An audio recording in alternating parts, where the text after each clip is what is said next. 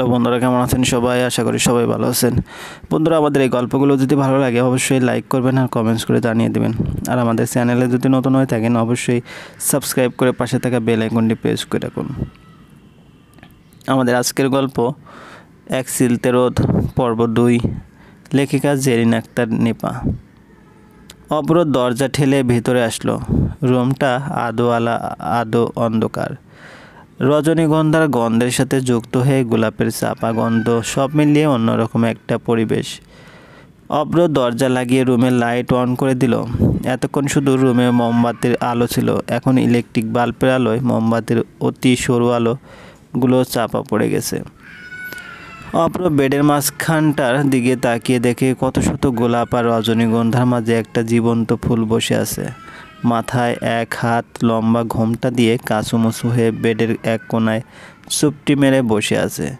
নীতিকে নিজের বেডে বউয়ের সাজে বসে থাকতে দেখে অব্র মনের মাঝে এক অজানা সুখ অনুভব করছে। অব্রকে রুমে আসতে দেখে নীতির কলিজার পানি শুকিয়ে গেছে। শাড়ির আঁচল আঙুলে পেঁচিয়ে ধরছে বারবার। অব্র বেডের সামনে এসে দাঁড়ানোর সাথে সাথে নীতি কাঁপা কাঁপা কণ্ঠে সালাম দিল। আসসালামু আলাইকুম। ওয়ালাইকুম আসসালাম। অব্র সালামের জবাব দিল পরক্ষণেই। দুজনেই কিছুক্ষণ চুপ করে রইল। আসলে বলার মতো কোনো কিছুই ওরা ভেবে পাচ্ছিল না। পুরো রুমে থমথমে নীরবতা নেমে আসলো। অব্র কী বলবে তা ভাবতে ভাবতে নীতি নিজে থেকেই বলে উঠল, দাদি বলেছিল আপনাকে পায়ে ধরে সালাম করতে, কিন্তু পায়ে হাত দিয়ে সালাম করার বিধান তো ইসলামে নেই, তাই না? পা ছুঁয়ে সালাম করার সময় যদি ভুলবশত বা অনিচ্ছায় যেভাবেই হোক মাথা নত হয়ে যায়, তাহলে তো আল্লাহর সাথে শিরক করা হবে। মুসলমানরা মাথা শুধুমাত্র আল্লাহর সামনেই নোয়াবে, অন্য কারোর সামনে নয়। পায়ে হাত দিয়ে সালাম করা এটা ভিন্ন সংস্কৃতি থেকে এসেছে, যা অনেক মুসলিমরাই অনুকরণ করছে। এ কাজ একেবারেই গৃহীত কাজ। নবী সাল্লাল্লাহু আলাইহি ওয়াসাল্লাম ও সাহাবারা তাদের বাবা মাকে মুখে সালাম দিতেন, পা ছুঁয়ে সালাম করতেন না। মুসলমানদের আদর্শ হচ্ছে নবী সাল্লাল্লাহু আলাইহি ওয়াসাল্লাম ও সাহাবাদের আদর্শ। তারা আমাদের শিখিয়েছেন সালাম দিতে। সুন্নত হচ্ছে আসসালামু আলাইকুম বলে দোয়া করা। সালামের শব্দ নির্দিষ্ট, এর মধ্যে বৃদ্ধি করাও জায়েজ নেই, নতুন করে তৈরি করাও জায়েজ নেই। এখন নতুন বউদের শ্বশুর শাশুড়ি বা অন্যান্য মুরব্বীদের সালাম করতে বলা হয়, কিন্তু এটা তো ঠিক না। সাহাবায়ে কেরাম রাসূলুল্লাহ সাল্লাল্লাহু আলাইহি সাল্লাম বসে থাকা অবস্থায় রাসূল সাল্লাল্লাহু আলাইহি সাল্লাম আসলে উঠে দাঁড়িয়ে সম্মান করা নিষেধ ছিল, আর সেখানে পা ছুঁয়ে সালাম করতে গেলে তো প্রায় মাথা নুয়ে রুকু সিজদার মতো হয়ে যায়। হাদিসে আছে, আনাস ইবনু মালিক রাদিয়াল্লাহু আনহু তিনি বলেন, কোনো এক সময় জনৈক ব্যক্তি প্রশ্ন করল, হে আল্লাহর রাসূল, আমাদের কোন ব্যক্তি তার ভাই কিংবা বন্ধুর সাথে দেখা করলে সে কি তার সামনে ঝুঁকে নতবা যাবে? তিনি বললেন, না। সে আবার প্রশ্ন করল, তাহলে কি সে গালাগালি তাকে চুমু খাবে? তিনি বললেন, না। সে আবার বলল, তাহলে সে তার হাত ধরে মুসাফা কর্মমর্দন করবে? তিনি বললেন, হ্যাঁ। অব্র এতক্ষণ মুগ্ধ হয়ে নীতির কথা শুনছিল।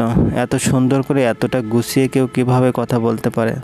আর অব্র এটা ভেবে অবাক হচ্ছিল, নীতির বলা অনেক কথাই অব্র আগে জানতো না। নীতি এত অল্প বয়সী একটা মেয়ে এত কিছু জানলো কীভাবে? নীতির চুরির ঝনঝন শব্দে অব্রের ধ্যান ভাঙল।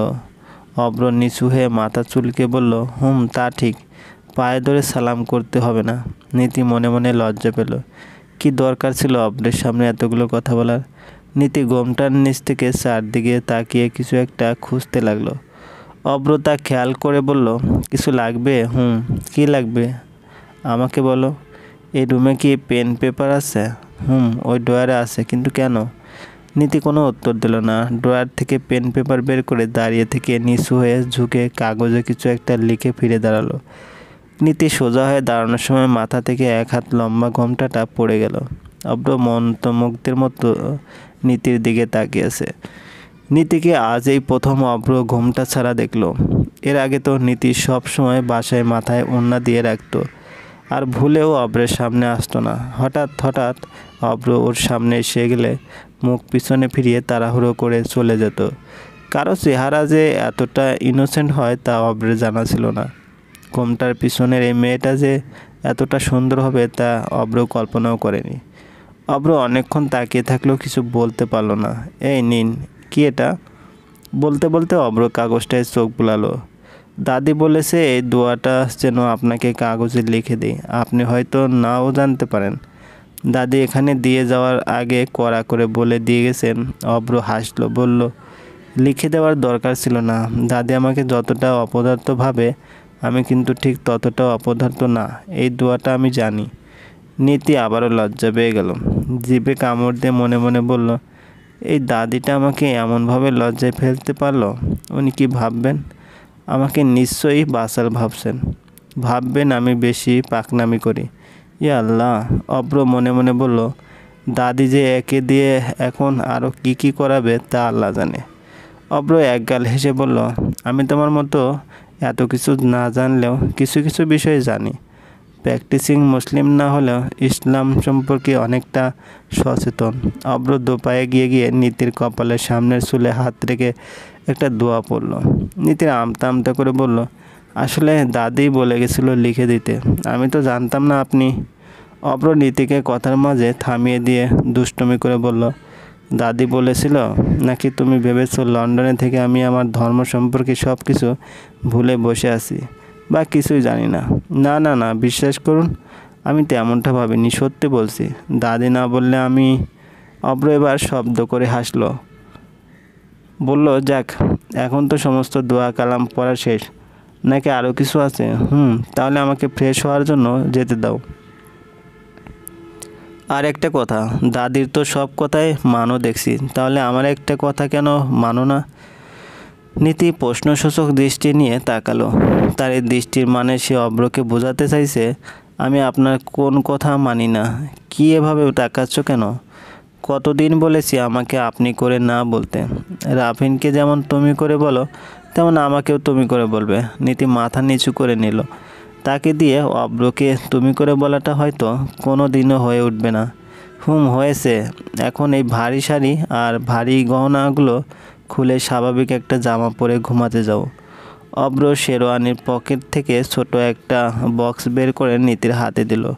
তারপর শেরওয়ানিটি খুলে হ্যাঙ্গারে রেখে ওয়াশরুমে চলে গেল। নীতি ছোট বক্সটা হাতে নিয়ে ভাবছে, নিশ্চয়ই এটা নেশার জন্য কিনেছিল উনি। এখন পরিস্থিতি এটাকে আমার হাতে এনে ফেলেছে। বড় একটা দীর্ঘশ্বাস ফেলল নীতি। অব্র টাওয়াল হাতে মাথায় মুছতে মুছতে ওয়াশরুম থেকে এসে ওয়ার্ডরোব থেকে একটা টি শার্ট বের করে পরতে বলল, ওয়াশরুমে গিয়ে ফ্রেশ হয়ে নাও। আপনি কি এখন কোথাও যাচ্ছেন? আশাকে বলে আসি তোমার জিনিসপত্রগুলো এই রুমে নিয়ে আসার ব্যবস্থা করতে। অব্র রুম থেকে বের হয়ে গেল। সন্ধ্যা থেকে নীতিরও প্রচণ্ড মাথা ব্যথা করছিল। সারাদিনে এত ধকলের পর শরীরে একদম চলছে না। তার উপর কখন থেকে এই আজরাবগুলো পড়ে বসে আছে। বাকি এশার নামাজ আজানের সাথে সাথেই দাদির রুমে পড়ে নিয়েছিল। নামাজের পরই তো এসব ঝামেলা শুরু হয়। আর তারপরেই পার্লারের মহিলাগুলো এসে এসব পরিয়ে দিয়ে গেল। আর সাত পাঁচ না ভেবে সমস্ত গহনাগুলো খুলে রেখে ওয়াশরুমে চলে গেল। শাওয়ার ছেড়ে দাঁড়িয়ে রইল অনেকক্ষণ। শীত গিয়ে গরম চলে এসেছে। 2 দিন ধরে টানা বৃষ্টি হচ্ছে, তাই আজ কিছুটা শীত লাগছে। হালকা ঠান্ডাতে গোসল করতে একটুও খারাপ লাগছে না, বরং ভালোই লাগছে। নিজেকে হালকা হালকা মনে হচ্ছে। মাথা ব্যথাটাও কমে গেছে। অব্রটা ঘরে গেছে নাকি জানোস? গেছে দাদি, আমি নিজে ভাইয়াকে রুমে যেতে দেখেছি। গেলেও কি হইব, এই গর্দবটা বউয়ের কাছে যাইব নাকি? ছি দাদি, এসব কি বলছো? ছি করস কেন? স্বামী স্ত্রীর কাছে যাইব, একটু আদর করব, সুখ দুঃখের 2টা কথা কইব, ভোরে লয়া ভালোবাসার সাগরে ডুব দিব। এত কনের কি হইল রে সতীন? আমি এত কিছু জানি না। তোমার জন্য গরম দুধ এনেছি, খেয়ে শুয়ে পড়ো। আশা প্রতিদিন রাতে ফুলবানু ঘুমিয়ে যাওয়ার আগে দুধ নিয়ে আসে। জহির চৌধুরী করা অর্ডার, প্রতিদিন 1 গ্লাস করে গরম দুধ খেয়ে তারপরে ঘুমাতে হবে। দুধ খাইয়া আর কি হইব? আমার সময় পুরাই আইছে তো। তোরাও জানোস, আমিও জানি। বাজে কথা বলবে না দাদি। আমি আরও 100 বছর বাঁচব। তুমি আরও 100 বছর বাঁচবে। এখন তো সবে নাতিকে বিয়ে করিয়েছো, নাতির ঘরের ছেলে মেয়েকে দেখবে না? ফুলবানু হাসতে লাগলেন। এই সংসারে 2জন মানুষ ওনাকে মন থেকে ভালোবাসেন। না 2জন, না 3জন, অপ্র, আশা আর নীতি। শায়লা চৌধুরীও ভালোবাসেন, কিন্তু তা মন থেকে কিনা তা ফুলবানু এখনও ঠিক বুঝে ওঠেননি। হ্যাঁ রে আশা, কি দাদি? অপ্রের ঘরে উকি দিয়া দেখাইবি বলদটা কি করে এখন? আমি এসব পারবো না দাদি। আচ্ছা তাহলে দরজায় কান পাইতে একটু শুই না আয় তো, হারামজাদার বউয়ের লগে ভালোবাসার কথা কয় নাকি? আমাকে ক্ষমা করো দাদি, তুমি যা বলেছো এসবের কিছুই আমি করতে পারবো না। মর তুই, দিন দিন বাপের মতো খবিস হইতেছস। আমার কোনো কথাই তো তুই আর তোর বাপ শুনবি না বইলা কিরা করছস। তুমি রাগলেও আমি তোমার এই কথাগুলো শুনতে পারবো না। শুধু শুধু রাগারাগি না করে একটু বোঝার চেষ্টা করো।